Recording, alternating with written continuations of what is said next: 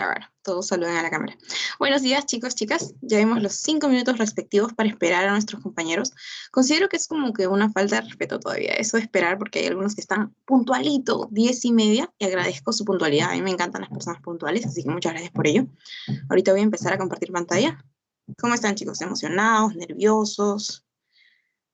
Hay personas que están como que, ay, que ya empiece. Yo soy de la clase de personas que, no, que todavía dure las vacaciones, por favor. Ya, bueno. Entonces, solamente comprobando, verificando. ¿Se me escucha?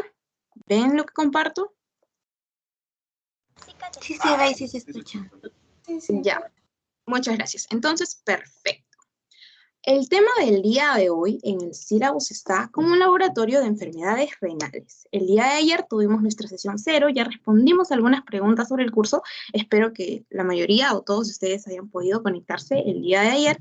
Así que hoy netamente ya vamos a empezar con nuestra sesión 1, la cual es requerida y necesaria porque el día lunes ya arrancamos con fuerza con nuestros teams. Algo que no me cuadra mucho es que ustedes tienen primero la práctica y luego la teoría, pero bueno, aquí vamos a ir revisando la teoría, porque ustedes saben que en examen final y en examen parcial, pues lo que viene es la teoría. En los pasitos viene, pues, así como respondimos la pregunta de ¿qué es lo que viene en las evaluaciones y todo ello? Viene de la teoría, preguntas exactas, preguntas precisas, y también viene de el caso clínico y de la práctica, ¿no? Así que iniciemos con esto. Como les había dicho, una de las promesas era de que no dure tanto, ¿no? Listo, son 10:37. Empecemos. El día de hoy, en la agenda, tenemos algunas generalidades, vamos a ver los marcadores de función renal, vamos a conocerlos, y vamos a ver las enfermedades renales. Iniciemos. A ver, ¿por qué, Katy, vamos a ver algo de generalidades? Les explicaré la importancia de por qué vamos a ver algo de generalidades. Todos ahí, un lápiz, papel, no sé, algo que ustedes vean conveniente, la tabla, no sé. Listo. A ver. Entonces, ¿este de aquí qué órgano es? ¿Lo reconocen por anatomía? ¿Alguien me dice qué es? El riñón. Es el riñón. Muchas gracias a los participantes. Y en generalidades, usualmente, es como cuando conocemos a una persona, oye, ¿tú cómo te llamas? ¿Y dónde vives? O esa clase de cosas, ¿no? Pero con los órganos es un poquito más incómodo. Es como que, ¿cuál es tu ubicación? ¿Quiénes están colindantes a ti? ¿Cuánto pesas? Esa clase de cosas. ¿Por qué? Porque si pesa más de lo requerido, no. En el caso del hígado, hepatomegalia. En el caso del vaso, esplenomegalia. ¿Entienden? Ese megalia está más grande, está crecido, pero no es porque ha comido mucho y se ha llenado y está siendo bien desarrolladito. No, eso es patológico. Por eso es que siempre tienen una medida exacta. En este caso, nuestro riñoncito pesa alrededor de 150 a 170 gramos. Y la ubicación también es importante, alrededor de la dorsal 12 y la lumbar 3. ¿Por qué es importante conocer esta ubicación? Todos pueden tocarse la zona lumbar.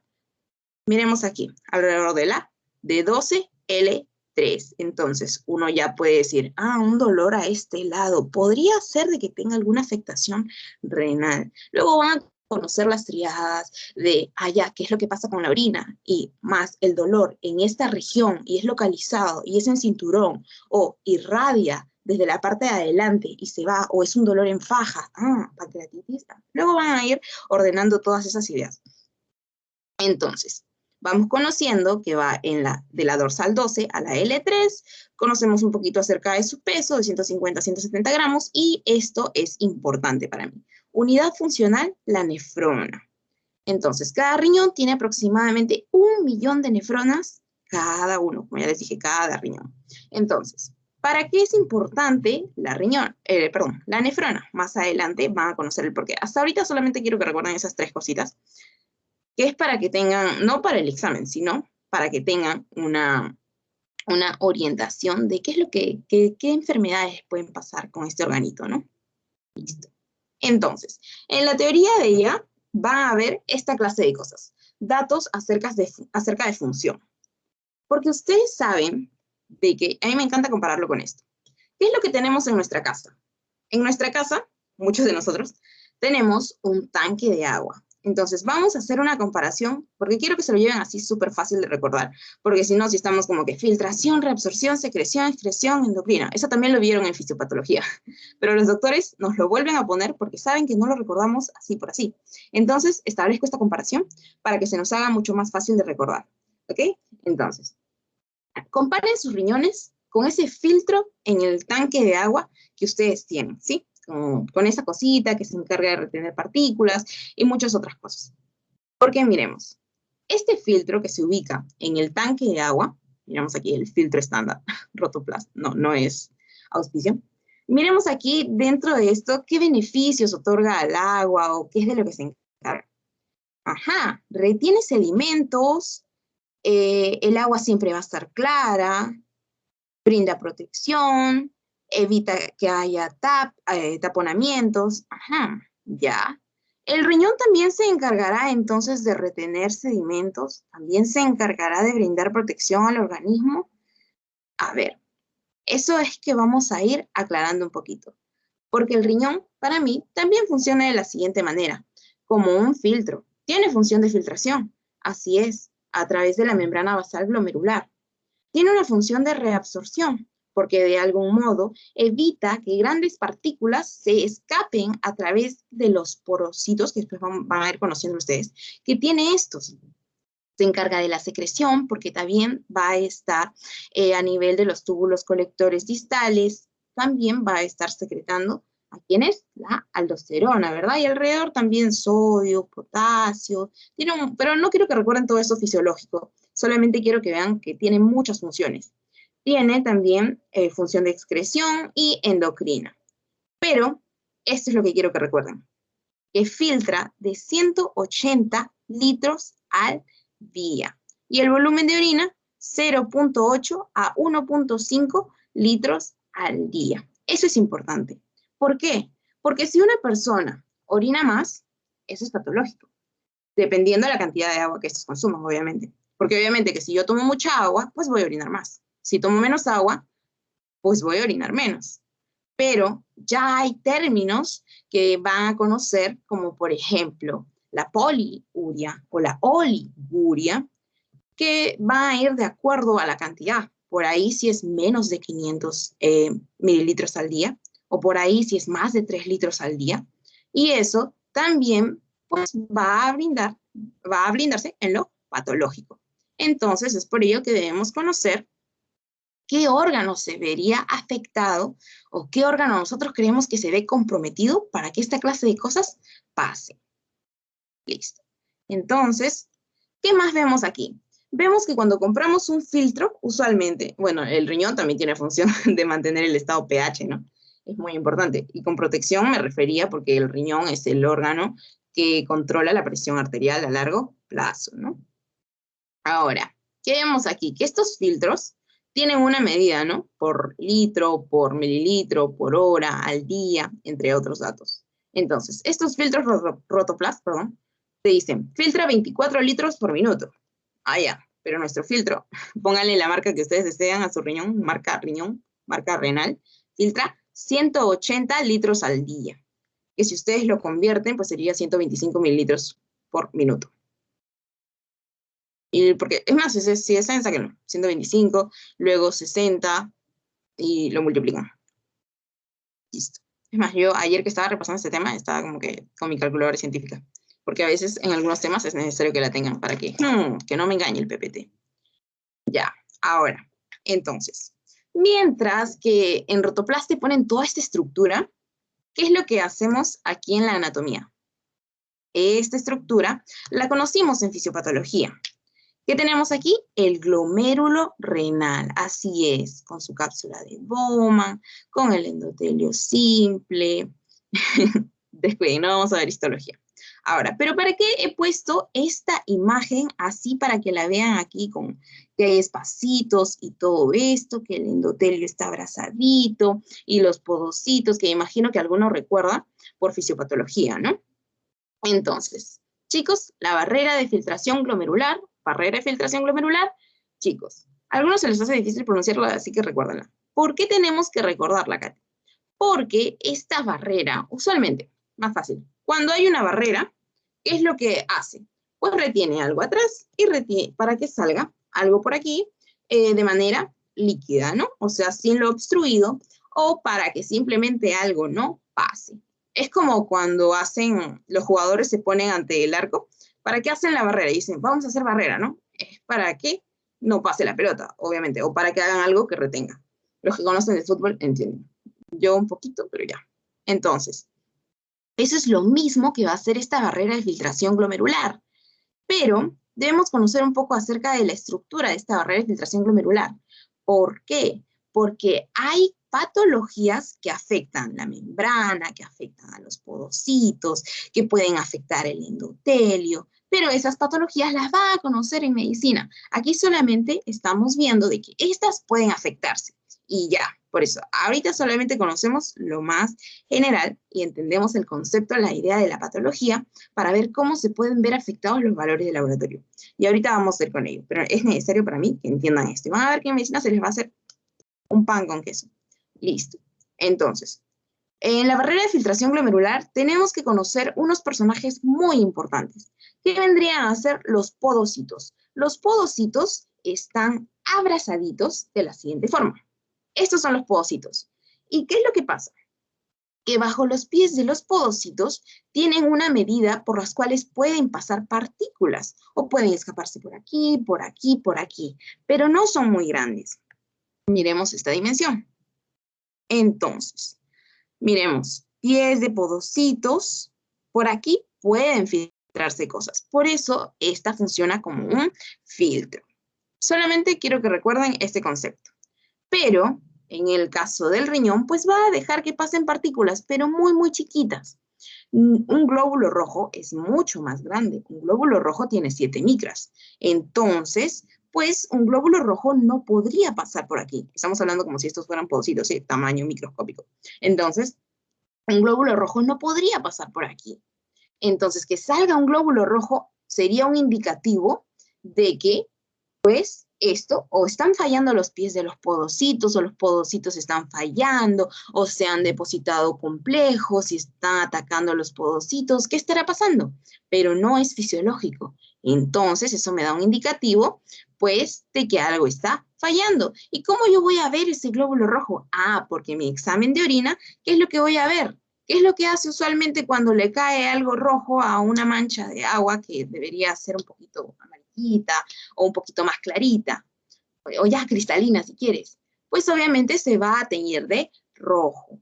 Entonces, es por ello de que en el examen general de orina, como ahorita vamos a ver, estos no solamente deben ser evaluados desde el punto microscópico, sino también desde el punto macroscópico, nos pueden dar una idea de qué es lo que puede estar pasando. Está muy cargada, está reteniendo orina, o puede verse como que lava de cerveza. Ah, ya, eso, ¿qué más le puede dar? Pero eso significa pues de que hay muchas proteínas. Ahorita lo van a entender. Entonces es un término, proteinuria. Pero ahorita, si dejan pasar por aquí a un glóbulo rojo, va a teñirse de rojo la orina.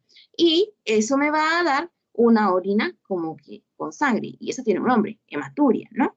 Hemo, y luego uria, por orina, entonces, hematuria. No se preocupen, ahorita lo van a entender. Listo. Esto aquí solamente quiero que recuerden la tasa de filtración glomerular, que es aquí la medida que les decía, ven, 125 mililitros por minuto, 180 litros por 24 horas. ¿Por qué? Porque eso de aquí es el principal indicativo que va a ir disminuyendo cuando el riñón empieza a enfermarse.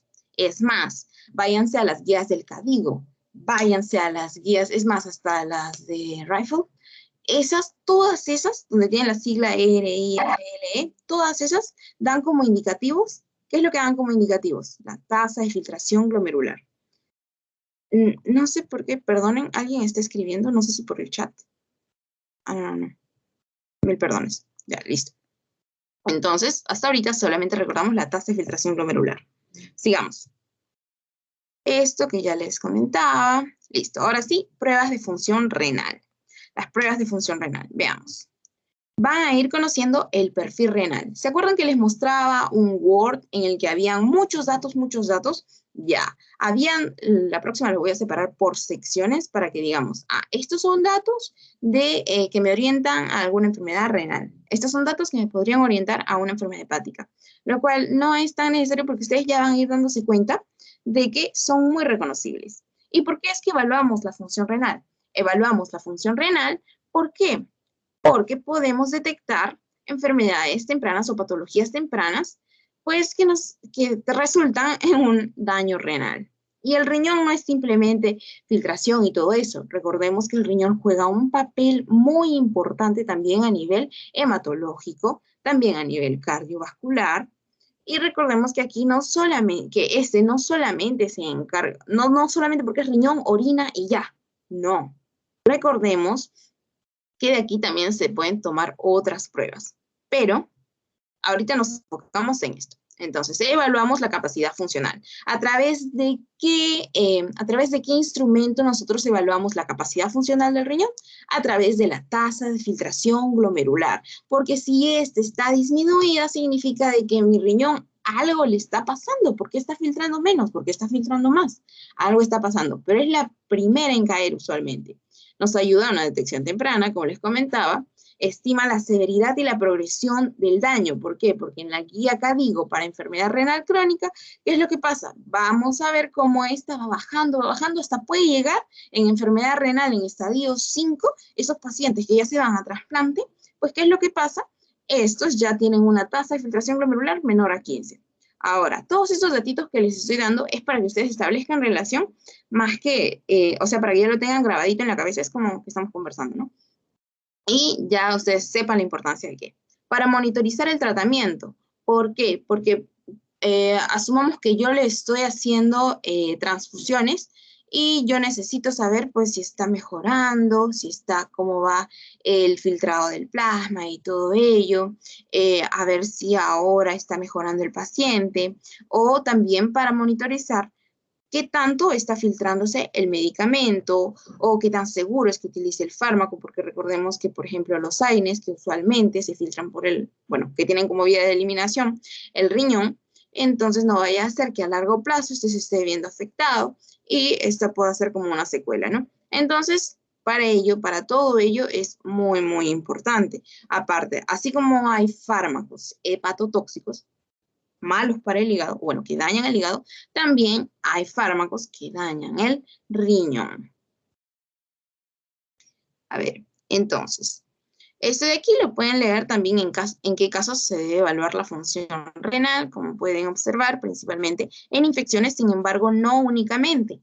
¿Por qué? Porque si bien es cierto, pueden haber obstrucciones pueden haber obstrucciones prerrenal, posrenal, renal, pero ¿qué es lo que pasa? En enfermedades como diabetes mellitus, ¿por qué, Katy?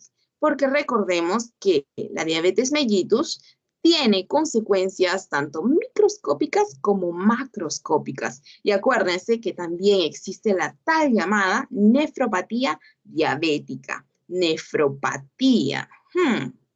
Ya, porque hacen daño al riñón. ¿Y de dónde sale ese nombre nefro? Porque ¿cuál es la unidad funcional del riñón? La nefrona. Hipertensión arterial. ¿Por qué en caso de hipertensión arterial tenemos que revisar el riñón? ¿Por qué? ¿Por qué? ¿Por qué habíamos dicho? Porque ¿quién es el que regula la, la presión arterial a largo plazo? El riñón. No lo olviden también. Ya mencionaba conocer el sistema renina-angiotensina-aldosterona. Entonces es importante. Ahora, entonces sigamos. Y hay muchos otros motivos, ¿no? Pero en esos principalmente van a ver que en sus links los mencionan. Ahora, los marcadores de función renal. ¿Cuáles son estos marcadores de función renal? Los marcadores de función renal son, como ya les habíamos dicho, váyanse al nombre, no es como que me aprenden el nombre. Los marcadores de función renal son tal, tal, tal, tal. No. Los marcadores de función renal son aquellos, ¿qué es un marcador? Es un indicador, ¿ok? De la función renal. Cuando algo cumple una función, significa que está trabajando. Entonces, un indicador de que algo está trabajando, en este caso el riñón. ¿Qué más me puede indicar que el riñón está trabajando? ¿Qué más que la tasa de filtración glomerular? Entonces, aquí este es un indicador, pero como pruebas tenemos también la creatinina, el boom de nitrógeno ureico sanguíneo, Esto es lo que les comentaba, la cistatina, pero estos no los vamos a tocar tan a fondo. No son tan preguntaditos tampoco, así que vamos con los más preguntados. El examen general de orina. ¿Por qué? Porque de aquí sacamos características microscópicas y macroscópicas, que se los voy a dar en cuadritos. Y electrolitos urinarios, porque con electrolitos, pues estoy refiriéndome a sodio, potasio, y otros que podemos encontrar, ¿no? Pruebas que evalúan la participación renal en el equilibrio ácido-base. También, como les habíamos comentado, también regula el pH, ¿no? Al igual que los rotoplas que te ofrecían más, perdón, regulación del pH. Esto era lo que les comentaba sobre la tasa de filtración glomerular. No se preocupen, solamente tenían que recordar cuál era lo usual, 180 litros o 125 mililitros por minuto. Ahora, para estimar la tasa de filtración glomerular, tenemos la más utilizada, la que antes se utilizaba más, es la ecuación de Cockcroft-Gault. Sin embargo, ahora como todo se ha virtualizado, ustedes ponen ahí buscador, tasa de filtración glomerular, estimador o calculador de tasa de filtración glomerular. Van a ver cuántos les salen. Este de aquí es uno de los que, estos dos les piden menos datitos posible, porque usualmente la tasa de filtración glomerular te pide datos como edad, peso, la creatinina, pero hay algunas que te dicen, ya, no tienes el peso del paciente, ya, no lo pongas. No tienes la edad del paciente, no lo pongas. Y así cada vez te piden menos requerimientos. Pero esta era la más antiguita, creo que es la que más se utilizaba. Pero todavía se puede calcular. A ver. Entonces, cuando tienen esta clase de valores, creatinina, urea, cistatina, entre otros, lo que les recomiendo hacer, principalmente la creatinina y la urea, lo que les recomiendo hacer es lo siguiente. Saber 3 cosas, porque muchas veces les van a dar más marcadores, más marcadores, más marcadores. Lo que les recomiendo hacer es lo siguiente. Necesitan saber 3 cosas del marcador o del indicador. Primero, ¿de dónde viene? Porque si me dice de dónde viene, pues puedo saber más o menos qué es lo que se encuentra alterado. Pónganse estoy suponiendo, pónganse de que la creatinina, no sé, se produce en el riñón. Ejemplo, se produce en el riñón. Ya. Entonces, si me sale la creatinina elevada, ya, el riñón está mal. ¿Ok? Entonces, a esa orientación voy. La creatinina, ya, saber de dónde viene. Ahorita decimos de dónde viene la creatinina. Saber de dónde viene, en qué casos se aumenta, en qué casos disminuye, y en qué casos disminuye. Esas 3 cositas. Acuérdense. Y el valor normal. El valor normal. Ya decía yo. Esto es una sola cosa. Cuándo aumenta, cuándo disminuye y el valor normal. Listo. Entonces, vamos a ver el de la creatinina. Iniciamos por el valor normal. De 0,6 a 1,1. Sabiendo rangos referenciales, a veces los laboratorios manejan sus propios valores, pero sépanse este rango referencial o lo tienen anotadito, no es necesario que se lo aprendan, porque no les van a decir cuál es el valor normal de la creatinina. No. ¿Ok? Entonces, ¿de dónde viene la creatinina? Entonces, esta creatinina, ¿por qué creen que he puesto por aquí mucho de masa muscular o esas cositas? Veamos. Me dice de que es el producto del metabolismo de la creatina y fosfocreatina de origen muscular. ¿Ok? Entonces, si una persona consume muchas más proteínas, es que va a tener niveles de creatinina, pues, elevados. A ver, vamos a comprobar nuestra teoría. Veamos. ¿Cuándo es que esta va a presentar valores aumentados? A mayor masa muscular. ¿Ven? Ahí está. No fue necesario como que nos aprendamos tanta teoría para simplemente saber de que si viene de origen muscular, una persona que consuma más proteína, pues esta va a presentar una mayor masa muscular y por ende la creatinina se va a ver elevada. Ajá. Entonces, una persona que consuma menos proteína animal, como por ejemplo, proteína animal, como por ejemplo los vegetarianos o personas que solamente comen ensaladas o evitan las carnes, pues estos van a presentar valores de creatinina disminuidos. Por eso es que en una dieta vegetariana los niveles de creatinina se ven afectados a la baja, o sea, disminuidos. Ajá, entonces vamos como que dándole orientación. Y a veces, cuando aumenta o cuando disminuye un marcador o un indicador, es pregunta de pasito. Usualmente esta era. O sea, pregunta de pasito. Listo. Ahora, ¿Qué es lo que pasará con la urea? ¿Podremos aplicar nuestra misma lógica? Veamos. A ver, me dice que se sintetiza en el hígado, que su valor normal es de 17 a 45 miligramos de cilitro, ¿ok? Me dice que se filtra por el glomérulo y se reabsorbe en los túbulos colectores. Es por ello que la mencionan, ¿no? Porque si ustedes dirán, si se sintetiza en el hígado, ¿por qué le estamos aprendiendo entonces en renal? Porque estas, tanto la creatinina como la urea, son filtrados por el riñón. Acuérdense que el riñón funciona como un filtro y por el riñón es que se van a ir excretando todos aquellos, los desechos, los productos metabólicos que no son requeridos por nuestro organismo. Listo. Va a estar disminuido en malnutrición y va a estar aumentado en estados catabólicos o por altos aportes proteicos. Entonces, en un alto aporte proteico, una persona que consuma muchas carnes, por ejemplo, estos van a estar pues sintetizando más urea. Entonces, si está más sintetizado, pues más se va a ir filtrando, de modo que haya una autorregulación. Así como decíamos al comienzo. Bueno, no decíamos, pero ahí está escrito. Porque el riñón cumple la función de una autorregulación por la filtración. Listo. Entonces, si no hay un alto aporte proteico, entonces no va a estar siendo consumido tanto. Entonces, si no se consume tanto, este va a estar disminuido. Eso es lo que debemos saber sobre la urea. Y si está disminuido, pues se filtra menos. Ahora, aquí está, no sé, no le he podido meter color más rojo. No le he podido meter más color rojo, perdón. Listo. Entonces, la proteinuria. Proteína. Aquí es como que proteína. Urea por orina. Entonces, debemos ir siempre cuando vean una palabra, les recomiendo dividirla en dos y así como que, a veces vamos a utilizar prefijos, a veces sufijos, pero lo importante es como que no sean tanto del concepto, sino más bien qué me quiere decir esta palabra. Entonces, proteína y orina. Entonces, para seguir, ¿todo bien? ¿Todos están vivos? ¿Están levitando? ¿Sí? ¿Todo bien? Ya, perfecto. O voy más despacio, lo hacía para como que no ocupemos tanta hora, pero si desean voy más despacito. Ok, el silencio otorga. Ya, entonces.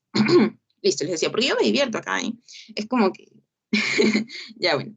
Entonces, proteína y orina. Los valores normales de proteína en orina... Katy, espera, ¿debe haber proteína en orina? Sí, porque todo esto, todos los que vamos a ir mencionando, tienen un rango normal. Glucosa en orina también tiene un valor normal, porque es como un hasta acá. De esta medida para adelante, tú ya estás considerado como patológico. Entonces, debe haber una medida, un valor normal de proteína en orina. El valor normal es de 45 a 150 miligramos por 24 horas. ¿Y en qué examen es que nosotros solicitamos para ver exactamente si hay proteínas en orina? Este examen se llama proteinuria en orina o proteína en orina de 24 horas. Acuérdense de esto porque van a decirlo, esta frase va a salir como más de 100 veces en la primera semana que vean en renal. Listo. Si es que ven renal también. Uy. Ya, estábamos. Y si decíamos que hasta aquí se considera patológico, perdón, hasta aquí normal y a partir de aquí patológico, entonces, ¿cuándo es considerado patológico? Acuérdense también lo siguiente. Me dice que más de 300 miligramos en 24 horas es considerado patológico o asociado a un ejercicio intenso o trastornos posturales o una postura ortostática. Aquí lo que tienen que acordarse también es que hay estados fisiológicos por los cuales pueden elevarse sus valores, como por ejemplo en un ejercicio intenso. Entonces es por ello importante en la historia clínica, ¿no? ¿Usted suele realizar ejercicio intenso? No. Entonces, si esta persona no suele realizar ejercicio intenso, entonces, ¿por qué es que su orina está como lava de cerveza? Escuchen esto, lava de cerveza, como enjuague, como lavaza. Esas tres frasecitas son importantes para describir una orina con proteína. La repito. Si estuviéramos en Zoom, podría escribirlas por aquí, pero no se puede. Son llamadas como que la lava de la cerveza, la lavaza del detergente, o como infladita, ¿no? ¿Por qué?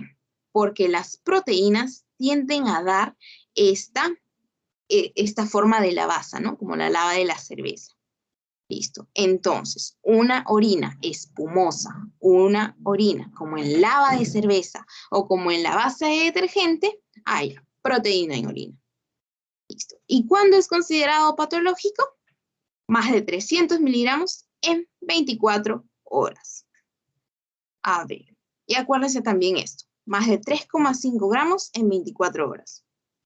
Ya es rango nefrótico. Katy, ¿qué es eso de rango nefrótico? Y más adelante, peor, se va a complicar la vida con algo llamado rango nefrítico. Rango nefrítico, digo, nefrítico. ¿Qué son estas palabras? Nefrótico, nefrítico. Más adelante lo vamos a conocer. Hasta ahorita no se preocupen. Solamente quiero que se enfoquen en este examen general de orina, en el cual, si ven esta orina con las características que les voy diciendo, ya pueden ir teniendo una idea de que esta lavaza, pues lo tiende a dar las proteínas. Listo. Entonces, vamos a ver, y se los comenté hace un momento, de que la orina tiende a no solamente ser evaluada por sus características microscópicas, o sea, lo que vemos bajo el lente, sino también las características microscópicas. Perdón, microscópicas y macroscópicas. Perdón, me distraje con el dibujito. ¿Por qué? Porque como les habíamos dicho, el color también nos puede dar un indicativo. ¿Qué tal si lo vemos rojo? Pues eso significa, pues, de que ya no es simplemente una orina que pues está normal, sino eso ya podría ser hematuria, ¿no? Porque estamos viendo esta coloración rojiza en la orina. Ahora, rápidamente, solamente quiero darles unos datitos generales acerca de la orina, sí, así es sobre la orina. ¿Por qué?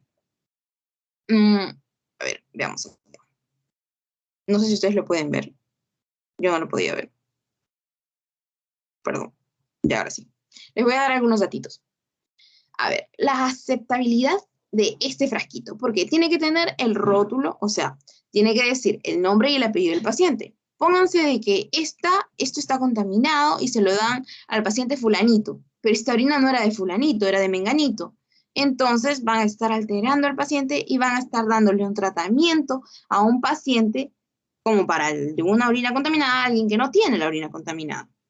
Ahora, entonces eso es importante, ¿no? La conservación apropiada, no la van a estar dejando ahí en la cocina, sí, que hierva la orina, ¿no? Tiene que estar refrigerado o a la temperatura que les indican usualmente. Si les indican a temperatura ambiente, a temperatura ambiente. Si refrigerarlo, refrigerarlo.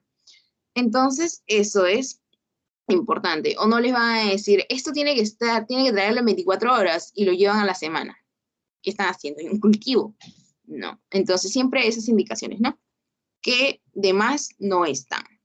Ahora, con respecto a las características que les iba diciendo, no solamente lo macro, no solamente lo micro, todo ello es importante. Desde la coloración es importante. ¿Por qué? Porque usualmente la orina tiene un color puro, transparente, no tiene manchas. Pero si vemos, por ejemplo, les decía una gota roja, y si se tiñe toda la orina de color rojo, ¿qué puede estar fallando? Entonces, la barrera de filtración glomerular podría estar fallando, porque la barrera de filtración glomerular es la que le dice al glóbulo rojo que mide 7 micras, le dice, no, retente, tú no puedes pasar más porque la medida que me han dicho, pues tú estás más grande, ¿no? Lamentablemente. No, lamentablemente no, es por algo que se queda. Y ahorita vamos a ver el por qué. Listo, aquí algunas características acerca del estado físico, el estado químico de la orina. Ahora, pero ¿qué es lo que pasaría? Ya, del color rojo ya les expliqué. Pero ¿qué es lo que pasa si sale un color marrón, un color anaranjado o hasta un color verdoso? Entonces, todo ello tenemos que analizar. ¿Por qué? Porque, ojo, que la orina también puede llegar a teñirse por ciertos elementos, como por ciertos alimentos, más que todo, como la beterraga, como zanahoria, o como estos alimentos que tienden a teñir. ¿No les ha pasado que han comido beterraga y después ya están haciendo rojo? O en las heces a veces salen un poco teñidas. Pues sí. Y algunos se asustan, ¿no? Pero es propio del colorante natural de estos alimentos. Ahora, el pH de la orina, así como les mostré el filtro Rotoplas, el pH de la orina también puede verse alterado. Por ejemplo, de manera fisiológica o patológica. Entonces, porque el riñón también se encarga justamente de mantener este equilibrio ácido-base en el organismo, ¿no? Entonces, si una persona consume proteína animal, harta proteína animal, pues obviamente el pH de su orina va a estar ácido. Pero si lleva una dieta vegetariana, o sea que no consume carnes, pues va a tener un pH básico.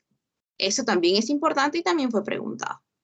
Ahora, les decía que si ya vimos que proteína en orina se llama proteinuria, ¿cómo se llamará entonces si hay glucosa en la orina? Se llamará glucosuria.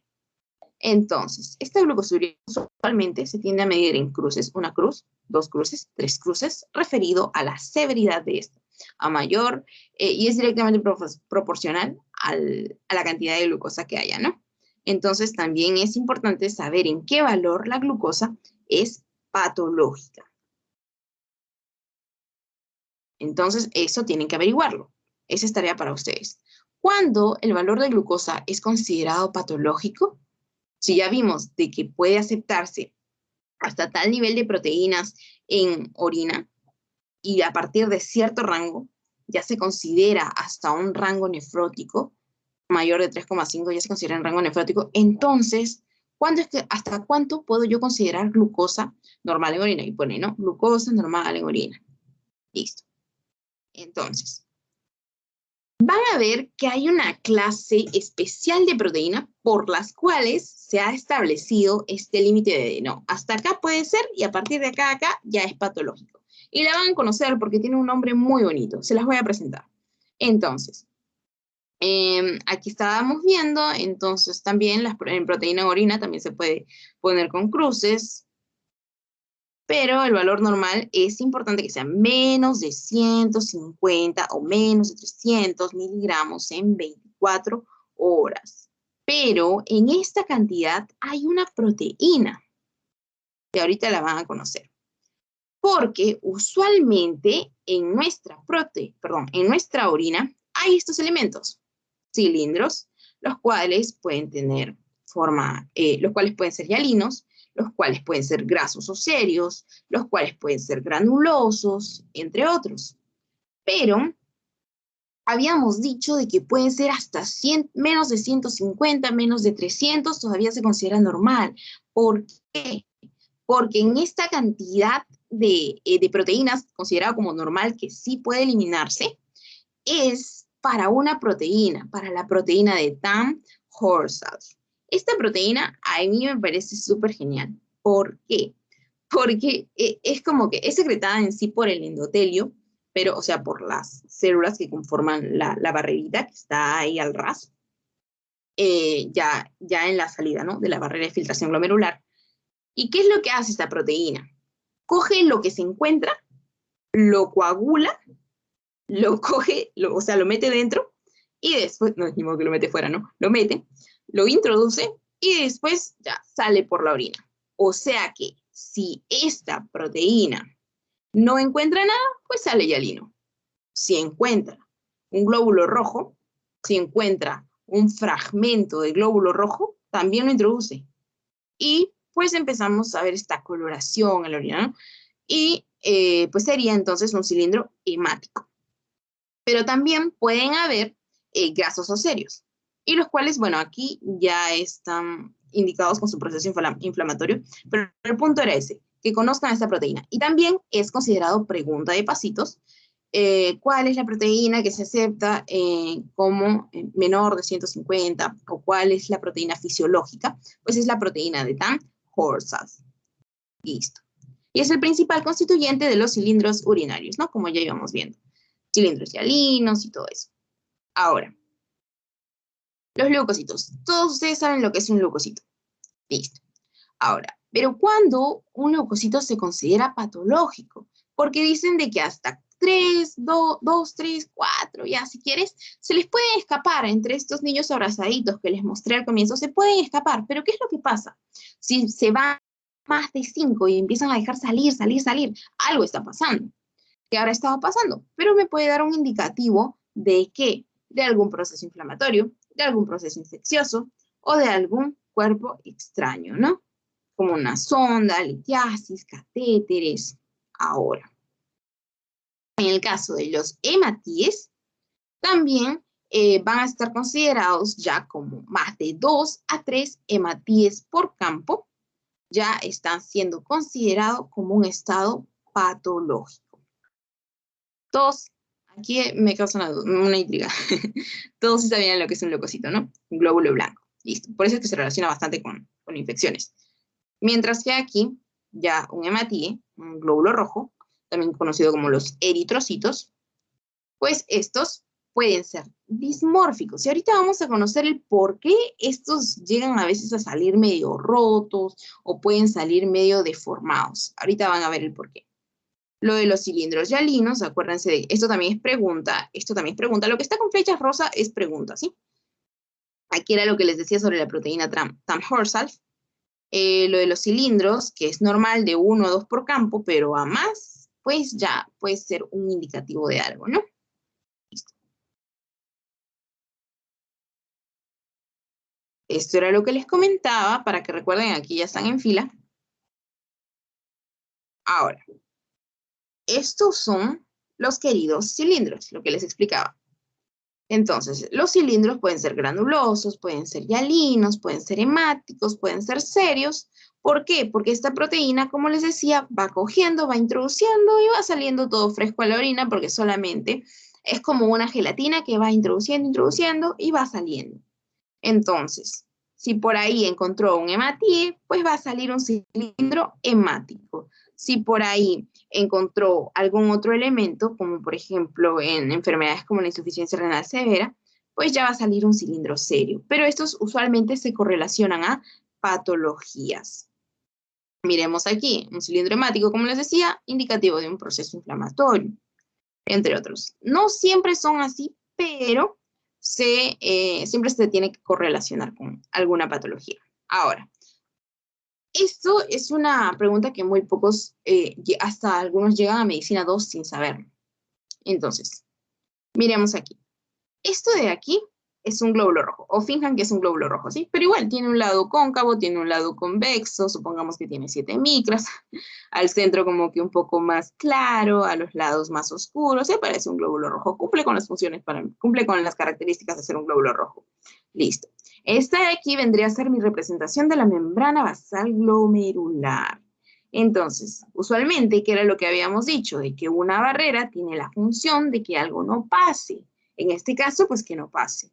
¿Y qué hace un filtro? Pues que el agua solamente pase solita y que el elemento sólido quede obstruido. Entonces, este glóbulo rojo no debería pasar por aquí. Pero si está dañada esta barrera de filtración glomerular, ¿qué es lo que va a pasar? Lo que va a pasar es que este pueda llegar a salir, pero ¿qué es lo que pasa cuando llega a salir? Puede llegar, ay no, pensé que lo tenía deformado. Este puede llegar a salir, pero medio deformado, y es ahí cuando ya empiezan a salir términos hasta como acantocitos, ¿no? Que son los glóbulos rojos deformados, glóbulos rojos dismórficos. ¿Por qué? Porque tienen un paso tortuoso, porque tienen un paso que los rompe al pasar por aquí.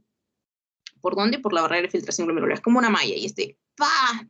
Para que entre por aquí, imagínense, ya llega deformado, o llega roto, fragmentado, como quieran llamarlo.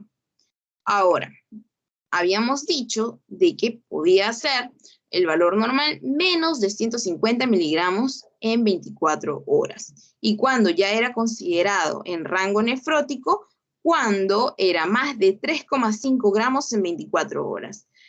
Recuerden este término, por favor. Es considerado proteinuria en rango nefrótico más de 3,5 gramos en 24 horas. ¿Por qué? Ahorita les explico. Entonces, hasta ahorita vamos recordando que pueden haber proteína en orina de 45 a 150 miligramos en 24 horas. Hace rato pasé un slide, acá está, en el que decía, no, este no es, en el que decía que hasta 300, ya, 300, si quieres hasta 300, pero más de esa cantidad ya es patológico, ¿ok? Salvo que una persona realice ejercicio intenso, ¿no? Pero, ¿qué es lo que pasa si ya no solamente se queda en el límite de los 300, sino va a 3,5, ¿no? Porque si lo pasamos a miligramos, sería 350 miligramos, pero está en gramos, o sea que es 3,5. Entonces, esto ya me está dando otro indicativo. Si es más de 3,5, ya estaríamos hablando de un rango nefrótico. Acuérdense de ese nombre, porque hay triaditas. Rapidísimo las vamos a ver. Entonces, esto es un poquito sobre electrolitos en orina, qué clase de electrolitos podemos encontrar de manera fisiológica dentro de los valores normales. No es necesario que lo busquen tampoco por el momento. Ya. Entonces son estos: sodio, fracción de, esto de aquí también es utilizado, fracción de excreción de sodio, pero ya lo van a ver más adelante en medicina 2. Listo.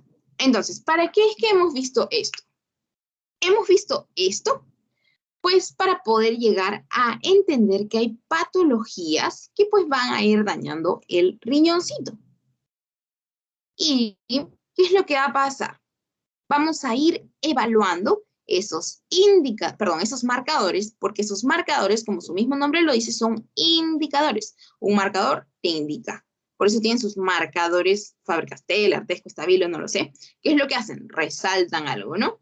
Y en este caso lo utilizamos como un indicador, estas pruebas, ¿no? De que algo está fallando, me indica de que algo anda mal, me indica de que tengo que revisar ahí, me indica muchas cosas. Entonces, ¿qué es lo que suele pasar en la enfermedad renal?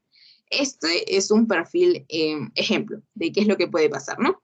Entonces, si el riñoncito está mal, me va a dejar pasar proteínas. Si el riñón está mal, pues me va a dejar pasar los glóbulos rojos. Me va a dejar pasar mucha cantidad de cilindros. Por eso tienen datos también, tienen valores fisiológicos, o sea, normales, ¿no?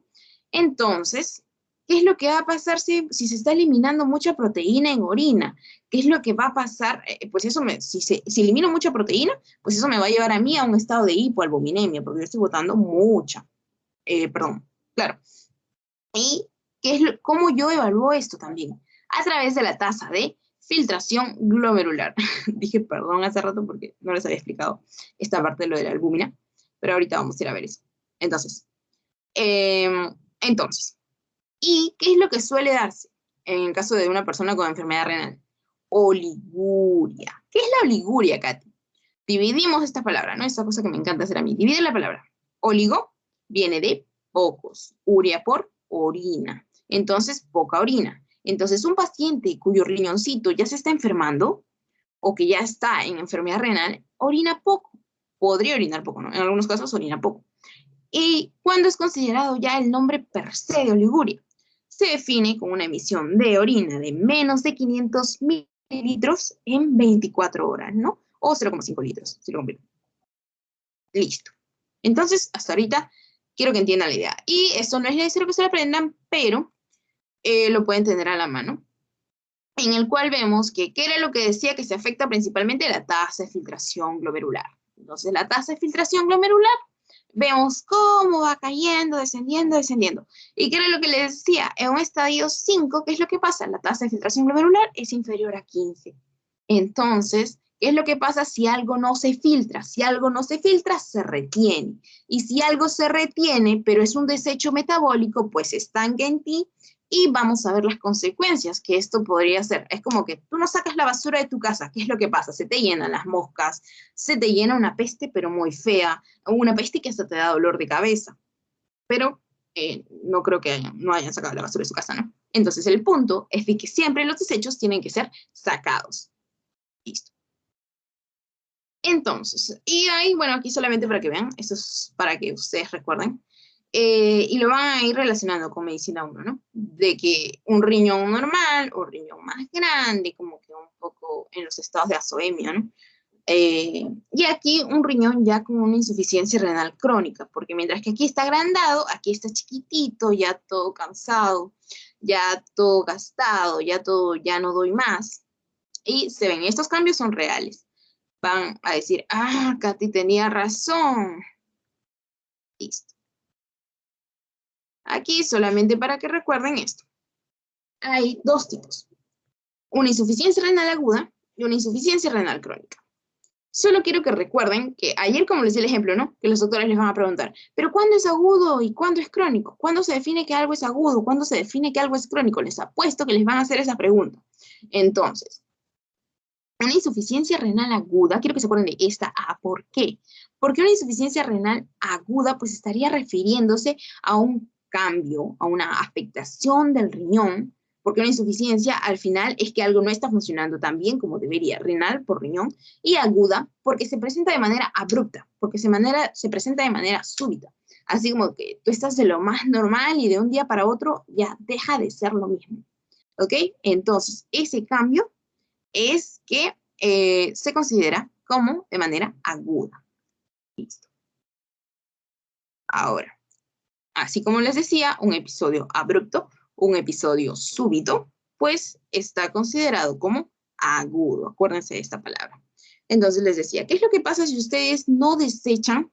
En este caso, pues están disminuyendo la cantidad de orina. En este caso, están acumulándose los desechos, como les comentaba, ya que si la barrera no está funcionando, pues ¿qué es lo que pasa? Pues algo se acumula. Entonces vayan guardando ese concepto, porque existe algo, no sé si tendrán el conocimiento de esto, que vendrían a ser los desechos que el organismo, pues también son filtrados por el organismo. Pero ¿qué es lo que pasa si estos se quedan? Pues estos empiezan a generar hasta alteraciones del estado mental porque son desechos tóxicos que debieron haber estado siendo filtrados por el riñoncito. Así para ponerlo en palabras sencillitas, ¿no? Entonces, pues obviamente va a generar muchos trastornos. Y van a haber también cuadros de edema. Y hay alteración del estado mental, como vómito. Ahorita explicamos más estas triaditas. Y por la sobrecarga hídrica, pues va a haber un edema.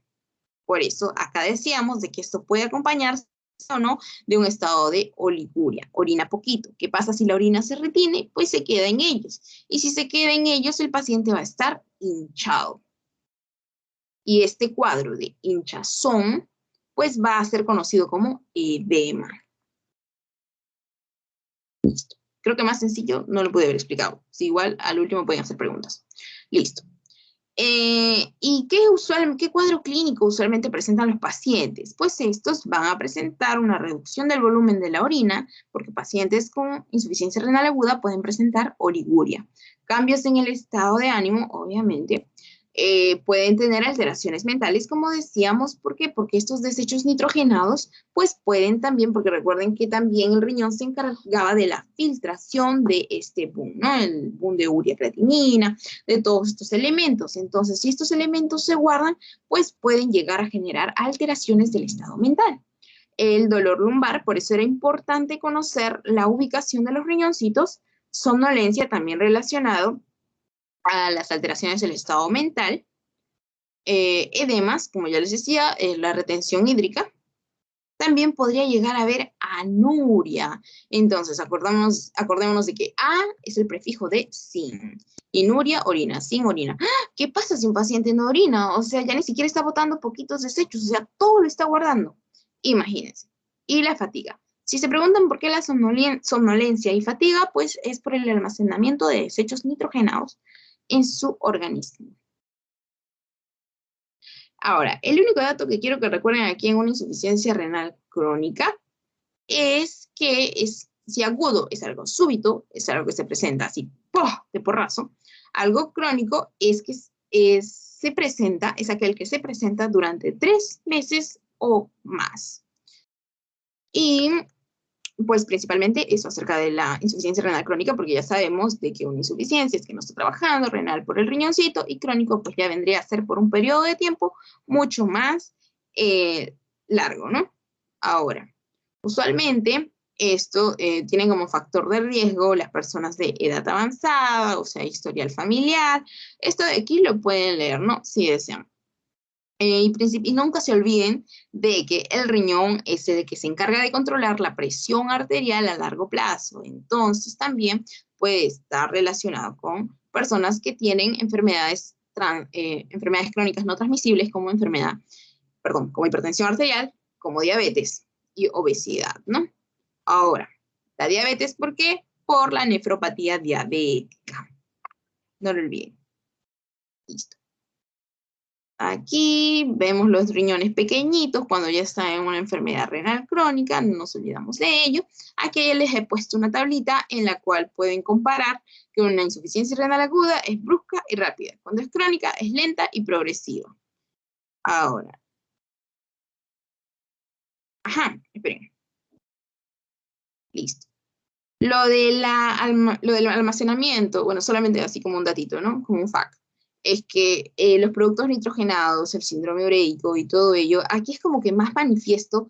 ¿Por qué? Y un incremento diario, ¿por qué? Porque es como que más intenso, el organismo no se acostumbra a ello, porque es como que de la noche a la mañana te das cuenta de ello. Pero cuando es crónico, ¿por qué es tolerable, Katy? ¿Que se acostumbró? Sí, se acostumbró. El organismo tiene una gran capacidad de adaptación, aunque sea de lo malo, pues se adapta. ¿Ok? Entonces, es por ello de que no es tan, tan notable, sino es más tolerable por el periodo de tiempo que ha pasado, 3 meses. ¿No? ¿No dicen que toma 100 días construir un hábito? Construyen el hábito de tolerar eso. Este de aquí no es tan importante. Ahora sí. ¿Cuál es la diferencia? Así rapidísimo, nada más un pincelazo de esto, de qué es un síndrome nefrítico y un síndrome nefrótico. Espero no haberlos aburrido tanto. Para esto quiero que solamente tengan en mente estas triaditas. Y se las voy a explicar sencillísimo para ya no más. Entonces, ¿qué es un síndrome? Un síndrome es un conjunto. Un síndrome es un conjunto de signos y síntomas. Entonces, aquí tenemos dos términos, nefrótico y nefrítico. Entonces, aquí con nefrótico, pues tenemos que viene de nefrona, que es la unidad funcional del riñón. Y nefrítico, aquí este ítico me va a dar otra connotación, pero aquí también tiene nefro, entonces algo tiene que ver con la nefrona aquí. Listo. Entonces, en el síndrome nefrótico vamos a tener esta triadita. Y acuérdense, proteinuria, por eso es que había proteinuria en rango nefrótico. Ah, Katy, ¿que era cuánto? Más de 3,5, ¿no? Listo. Entonces, edema, ¿por qué? Por la sobrecarga hídrica. Hipoalbuminemia. ¿Por qué hipoalbuminemia?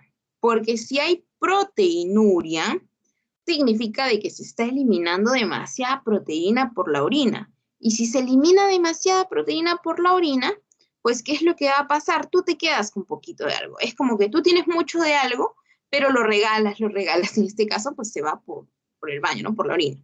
Entonces, ¿qué es lo que va a pasar? Tú te quedas con poquito. Eso es lo que pasa con nosotros. Nos quedamos en un estado de hipoalbuminemia, porque ¿cuál es la principal proteína del organismo humano? La albúmina. Ok, esa es pregunta, ¿eh? ¿Cuál es la principal proteína que está en nuestro organismo? La albúmina. Listo. Entonces, el síndrome, mientras que en el síndrome nefrítico, y ahorita vamos a explicar más consecuencias de esto, en el síndrome nefrítico vendría a ser la hematuria, acuérdense de nefrítico, porque cuando algo tiene itis habla de inflamación, pero en este caso habla de hematuria, para que lo recuerden por la sangre, hematuria, hipertensión arterial y edema. Entonces, ¿ambos tienen edema? Sí, pero este tiene hematuria, este tiene proteinuria, este tiene hipertensión arterial, este no. ¿Ok? Entonces, ahorita vamos a conocer un poquito acerca de estos cambios, así rapidísimo. Descuiden que esto solamente, no quiero que se lo aprendan nada como en fisiopatología.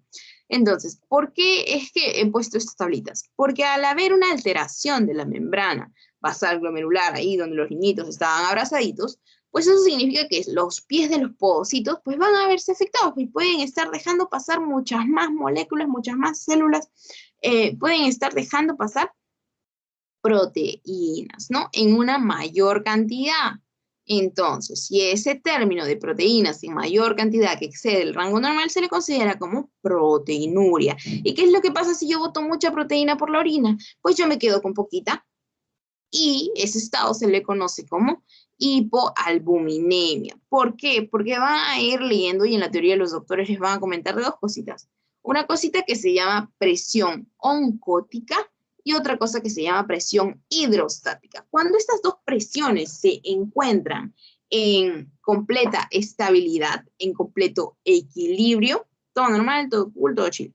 Pero, ¿qué es lo que pasa cuando hay un desequilibrio de estas? Como cuando desciende la presión oncótica. Eso, pues, genera de que haya un desequilibrio, obviamente. Pero este desequilibrio se le conoce como un estado de hipoalbuminemia. ¿Ok? ¿Por qué? Porque hay un descenso de la presión oncótica. ¿Y quién da la presión oncótica? La albúmina. Pregunta, ¿quién establece o quién es el principal responsable de la presión oncótica en la sangre? La albúmina. Listo. Entonces, si uno empieza a botar mucha proteína, estado de hipoalbuminemia. ¿Y qué es lo que pasa? Si nos quedamos con muy poquita albúmina, aquella que se encarga de mantenernos así como nos encontramos ahorita, si es que no estamos edematosos, es la albúmina. Entonces, si se va esa albúmina que se encarga de mantenernos así sin estar hinchados, pues entonces nos quedamos sin nuestro regulador. Y si se va nuestro regulador, pues empiezan a haber estos cambios, ¿no? Como edema. ¿Y qué es lo que pasa también? Aparte, va a haber, ¿dónde está mi gráfico? Acá está. Entonces, aparte de que nos estamos quedando así todo hinchados, no es suficiente. ¿Por qué? Porque al haber un estado de disminución de proteínas, quería que vean este gráfico, al haber un estado de disminución de proteínas, ¿por qué dice albuminuria? Porque la principal proteína que estaría siendo eliminada por la orina, pues estaría siendo la albúmina, ¿no? Aquella que se encargaba de la presión oncótica en la sangre. Entonces está siendo eliminada. Entonces lo conocen también como albuminuria. ¿Por qué? Porque perdemos a la albúmina. No, se va la albúmina. Plop, te hinchas. Ya. Entonces, en este estado de hipoalbuminemia, el hígado dice, porque es el hígado el que se encarga de secretar las proteínas, de generarlas. Entonces dice, tú te estás quedando sin proteínas, voy a generar más. Y empieza a generar pues más. Pero ¿qué es lo que pasa? No de manera selectiva, sino que también empieza a crear más HDL, pero no solamente el bueno, sino también el malo. LDL. ¿Y qué es lo que ve? LDL, VLDL, kilomicrones, todo ello. ¿Y a qué te lleva? A un estado de elevación de los triglicéridos. ¿Ok? Entonces, ¿qué es lo que pasa si se elevan tus triglicéridos? Pues peor, resultas con algo llamado hiperlipidemia. Entonces es por ello, y ya tienen la respuesta de cuando los doctores les pregunten, pero ¿por qué este paciente también tiene los triglicéridos altos? ¿Qué tiene con cómo se relaciona? ¿Por qué? Ya saben el por qué. Porque como el hígado dice, tú estás perdiendo proteínas, voy a darte más, y empieza a secretar más. Secreta las que necesitamos, sí, pero también secreta todas las demás, como la de los lípidos y triglicéridos. Entonces, pues tú resultas en un estado de hiperlipidemia. Listo. Entonces, eso ya les comenté. Ahora, esto es solamente para que recuerden las triaditas. Entonces, en el síndrome nefrótico, entonces vamos viendo de que tiene un rango de proteína en orina de más de 3,5 gramos en 24 horas. O también conocido como albuminuria. Esto lleva a una hipoalbuminemia. O sea que tú te quedas con muy poquita albúmina dentro de ti. Y ya les expliqué de dónde vendrían entonces que haya harto colesterol, harto triglicérido. Listo. Y es por ello de que al haber harto, es que genera aquí también harto ritmo a nivel del corazón, ¿no? Y puede llegar a taquicardia. Porque miremos los valores de triglicéridos, hiperlipidemia. Hay un anormal nivel de lípidos, ¿no? Están elevados. Proteinuria por proteína en orina. Los vómitos, ya les expliqué, por el almacenamiento de productos nitrogenados, por cómo afecta también al estado mental. El edema. Y por aquí, nuestro querido síndrome nefrítico, porque hay inflamación, porque hay como por ejemplo en las enfermedades, en las glomerulonefritis, porque itis es inflamación, entonces es que estos van a presentar sangre en la orina. ¿Por qué? Porque se ve afectado esta estructura tan importante que hemos mencionado, ¿no? Entonces también hay proteinuria, pero no en rango nefrótico. Mientras que aquí hay hematuria, en el nefrótico no vemos esta característica. Puede haber visión borrosa, puede haber una oliguria, como ya lo habíamos visto, y un estado de azoemia. Ahora, ¿por qué la azoemia? Perdón, ¿por qué la azoemia digo? Si no habían visto, acá está, un estado edematoso, un estado de azoemia, porque un estado edematoso, un estado de anasarca, por aquí he puesto la imagen, lo van a aprender a ver así. Aquí está, este es anasarca. Mientras que el edema es como que más localizado, la anasarca, usualmente el edema por la... Ay, se me fue el nombre. Mientras que el edema se va usualmente a los miembros inferiores, generalmente a los pies, generando el tal conocido como el signo de Godet. Cuando ustedes ponen acá está, el signo del cálcifo o el signo de Godet, cuando ustedes dejan una huella o una impregnación de su dedo en la zona de los miembros inferiores, pues esto es conocido como el signo de Godet, propio en los edemas, ¿no? En los estados edematosos.